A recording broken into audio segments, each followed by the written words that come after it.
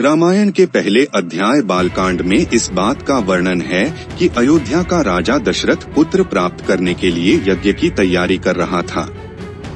उसे यज्ञ में भेड़, घोड़े, चिड़िया और सांप जैसे अजीबोगरीब लगभग सभी जानवरों को वध करने के लिए रखा गया था। यह सोच भी कितनी डरावनी है कि किसी एक मनुष्य को पुत्र प्राप्ति के लिए इतने सारे पशुओं की बलि चढ़ा दी जाए। क्या यह विश्वसनीय है कि यज्ञ कुंड में अनगिनत जानवरों की बलि से प्रसन्न होकर ईश्वर ने उसको पुत्र प्राप्त होने का वरदान दिया था? क्या देवताओं को ऐसे वध से खुशी हो सकती है? कहा जाता है कि इन देवताओं का एक राजा है जिसको देवेंद्र कहा जाता है। पुराणों में इंद्र की दुष्टता भी, घृणित और निर्लज्जतापूर्ण कहानियों का जिस तरह वर्णन किया गया है, उसे कुटिल और निर्मम आर्यों की सभ्यता और चरित्र का पता चलता है। यज्ञ के बारे में आप क्या सोचते हैं? दशरथ की पत्नियों में से एक कौशल्या यज्ञ के लिए लाए गए घोड़े की गर्दन को एक बार में ही धड़ से अलग कर देती है और पूरी रात इस घोड़ी के देह से चिपकी रहती है। आप इसे बालकांड के 14 अध्याय में देख सकते हैं। यदि उनके ईश्वर का चरित्र ऐसा है तो उनके इंसान के चरित्र के बारे में कल्पना हमारे लिए असंभव है। यह सब यही नहीं रुकता। यदि कोई जानना चाहे कि यज्ञ शास्त्र के अनुसार यज्ञ क्या है, तो सच उसके दिलों दिमाग के लिए अप्रिय और घृणास्पद होगा। सच जानकर उसे सदमा पहुंच सकता है। इस घृणित कार्य का वर्णन कुदी आरसू, जनता का राजा, प्रेस से प्रकाशित पुस्तक ज्ञान सूर्यम में किया गया है। यज्ञ संपादित कराने के लिए उस दिन सुबह ही यज्ञ संपादन शुल्क के रूप में राजा दशरथ ने बड़ी रानी कौशल्य सहित कैकेयी और सुमित्रा अपनी तीनों पत्नियों को 3 ब्राह्मण पुरोहितों को भेंट कर दिया था। उन तीनों पुरोहितों ने इन तीनों रानियों के साथ अपनी पाशविक इच्छाओं यानी संभोग करने की पूर्ति करने के बाद इन्हें उनके राजा को वापस कर दिया। पुरोहितों के कृत्य पर राजा को कोई एतराज नहीं था। आप इसे बालकांड के 14वें अध्याय में देख सकते हैं। इसके बाद यह तीनों महिलाएं गर्भवती हो गई। मनमथनाथ दातार अपने अंग्रेजी अनुवाद में लिखते हैं कि होत, अद्वार्यु और युकध नमक तीनों पुरोहितों के पास इन तीनों महिलाओं को गिरवी रख दिया गया ताकि वह उनके साथ मौजमस्ती कर सके। तो फिर संतान की प्राप्ति के लिए इस तरीके से यज्ञ करने की क्या जरूरत थी?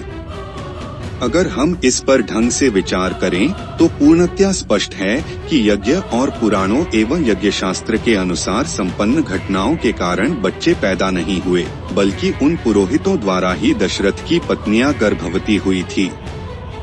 इस बात की पुष्टि इससे भी होती है कि जिस समय यज्ञ का आयोजन हुआ उस समय दशरथ की उम्र 60,000 वर्ष थी और उसकी 60,000 पत्नियां थी। ऐसा कंबन ने कहा है। लेकिन वाल्मीकि के अनुसार दशरथ की पत्नियों की संख्या 350 थी। इन बातों से स्पष्ट है कि दशरथ काफी बूढ़ा होकर मांस का एक कामुक लोथड़ा भर रह गया था। यह बहुत अस्वाभाविक नहीं है कि एक कमजोर और अशक्त बूढ़े व्यक्ति में महिलाओं के प्रति पागलपन मात्र हो सकता है, उससे संतान पैदा करने की उम्मीद नहीं की जा सकती। वह बस महिलाओं से घिरे रहकर जीवन का अपना बचा समय काटेगा। यह सोचने वाली बात है कि दशरथ की तीनों पत्नियां, जो इतने लंबे समय से बांझ थीं, क्या यज्ञ के अगले दिन इस व्यक्ति से गर्भवती हो सकती थी, जो बूढ़ा था, दुर्बल था और नपुंसक था और अपने जीवन की संध्या बेला में पहुंच चुका था। तीनों स्त्रियों को 3 पुरोहितों को सौंप दिया गया था। हर पुरोहित को एक एक महिला सुपुर्द कर दी गई। उनका वे जैसा चाहे और जब तक चाहे पूरी तरह इस्तेमाल करें। उसके बाद उन्हें राजा को वापस करके बदले में किए गए काम के लिए राजा से अपना पारिश्रमिक ले। कौन कह सकता है कि उन महिलाओं की गर्भवती होने का कारण दशरथ था? बावजूद इसके कि राम, लक्ष्मण, भरत और शत्रुघ्न वास्तव में पुरोहितों के कारण पैदा हुए थे, न कि दशरथ के कारण। आर्य धर्म में इसको निंदनीय नहीं माना गया।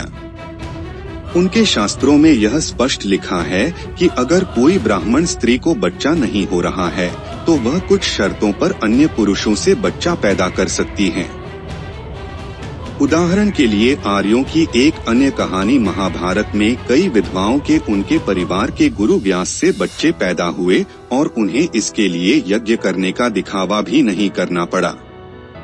धृतराष्ट्र और पांडु इसी तरह से पैदा हुए थे। महाभारत में इस तरह से कई लोगों के पैदाइश हुई।